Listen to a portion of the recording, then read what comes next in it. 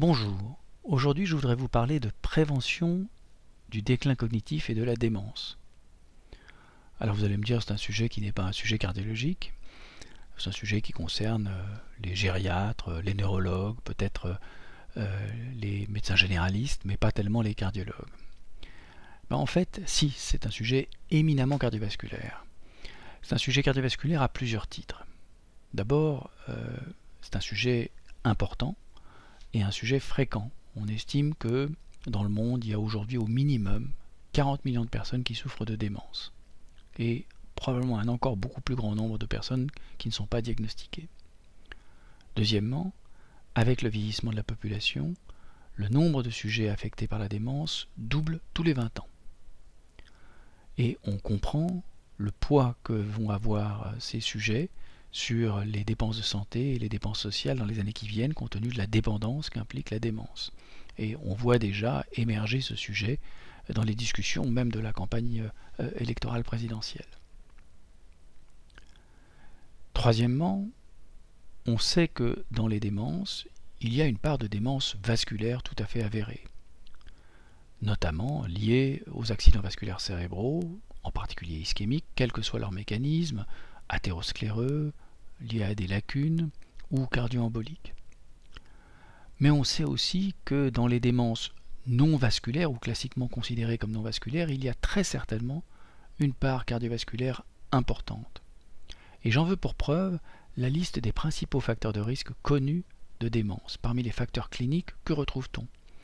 Eh bien, on retrouve l'hypertension artérielle, le tabagisme, le diabète, l'hypercholestérolémie, l'obésité et la sédentarité. Autrement dit, la liste quasi exhaustive des principaux facteurs de risque cardiovasculaire d'athérosclérose.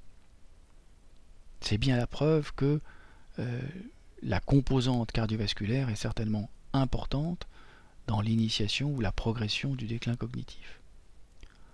Alors tout ça c'est bien beau, mais qu'est-ce qu'on peut faire en termes de prévention? Alors il y a peu de traitements préventifs, et en tout cas les traitements médicamenteux ne semblent pas être très efficaces. Il y a des médicaments pour ralentir le déclin cognitif dont l'efficacité est, on va dire, charitablement extrêmement discutée. Par contre, il y a des mesures de modification du mode de vie et de contrôle des facteurs de risque pour lesquels nous avons des preuves d'un bénéfice, notamment issus d'essais prospectifs randomisés. Premièrement, il est établi que le traitement correct de l'hypertension artérielle permet de prévenir ou ralentir le déclin cognitif. Et donc c'est un motif très fort pour inciter au traitement de l'hypertension artérielle, dont nous savons tous qu'il est parfois difficile d'obtenir l'adhérence des patients compte tenu du caractère asymptomatique de cette affection. Deuxièmement, il y a au moins un essai d'intervention sur le mode de vie, un essai prospectif randomisé finlandais, l'essai Finger, qui a montré les bénéfices d'intervention multimodale sur le mode de vie pour la prévention cardiovasculaire. De quoi s'agissait-il? Eh bien, il s'agissait d'obtenir l'arrêt du tabagisme chez les fumeurs, d'obtenir le contrôle des facteurs de risque, notamment le contrôle de l'hypertension artérielle ou de l'hypercholestérolémie, mais surtout de modifier l'alimentation pour obtenir une alimentation dans le sens d'un régime méditerranéen, appauvri en sel et avec une restriction calorique lorsque c'était nécessaire pour obtenir un poids optimal. Dernier point, dans cet essai multimodal d'intervention, il y avait également un programme structuré d'activité physique pour reprendre et organiser une activité physique régulière. À nouveau, on retrouve là les composantes habituelles de la prévention cardiovasculaire en termes de mode de vie, avec peut-être la petite note de prudence à avoir sur la perte de poids qui doit plutôt être encouragée chez les sujets jeunes adultes ou adultes d'âge moyen plutôt que des sujets âgés, car on sait le risque qu'une perte de poids chez les sujets âgés se fasse au détriment de la masse maigre, donc de la masse musculaire et non de la masse grasse.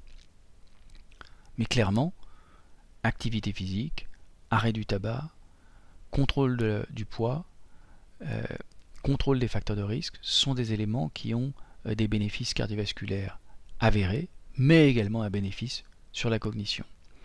Et c'est un élément important à garder dans notre dialogue avec les sujets chez qui nous discutons de mesures de prévention cardiovasculaire, car nous savons qu'il est souvent difficile d'obtenir des modifications durables du mode de vie et encore plus difficile d'obtenir une adhérence aux médicaments lorsqu'on parle de prévention, puisque dans l'immense majorité des cas, les sujets n'en voient pas directement le bénéfice tangible au quotidien. Ils ne voient que la contrainte du traitement ou des mesures préventives et éventuellement les effets secondaires.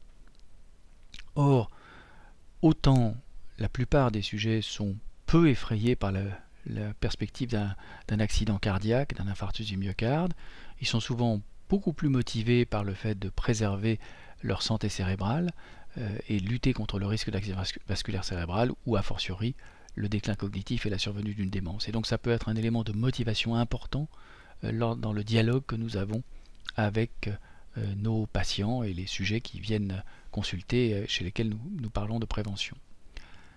Dernier point que je voulais évoquer avec vous, c'est à quel moment mettre en œuvre ces mesures. Faut-il mettre en œuvre la prévention lorsque on a diagnostiqué une démence pour ralentir l'évolution du déclin cognitif? Faut-il le mettre en œuvre lorsqu'on suspecte une démence infraclinique, lorsque des tests mettent en œuvre une diminution déjà limite des performances intellectuelles, ou même lorsqu'on a des marqueurs qui suggèrent le risque de survenue dans l'avenir d'une démence, ou faut-il les mettre en œuvre en population? Alors, il y a des arguments assez solides pour penser que plus on instaure les mesures préventives tôt dans la vie, plus celles-ci sont efficaces, et qu'il est important de ne pas attendre l'installation du déclin cognitif pour lutter contre celui-ci et le prévenir.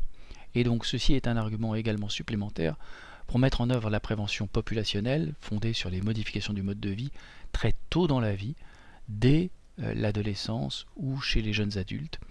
La lutte contre le tabagisme, la mise en œuvre d'une activité physique régulière, une alimentation favorable sur le plan cardiovasculaire de type méditerranéen ou pesco-méditerranéen, pauvre en sel et avec un contrôle de l'apport calorique, sont des éléments qui vont être des éléments préventifs absolument décisifs pour avoir un impact en population sur la charge pour nos sociétés futures liées au déclin cognitif. Et donc, un sujet qui nous concerne tous et qui nous concerne au premier chef, nous cardiologues intéressés à la prévention cardiovasculaire. Voilà, je vous laisse méditer ce sujet dont on se dit au départ qu'il ne nous concerne pas et dont on se dit à l'arrivée qu'en fait c'est le cœur de notre pratique et que ça concerne quasiment chacun des patients que nous voyons en consultation. À bientôt.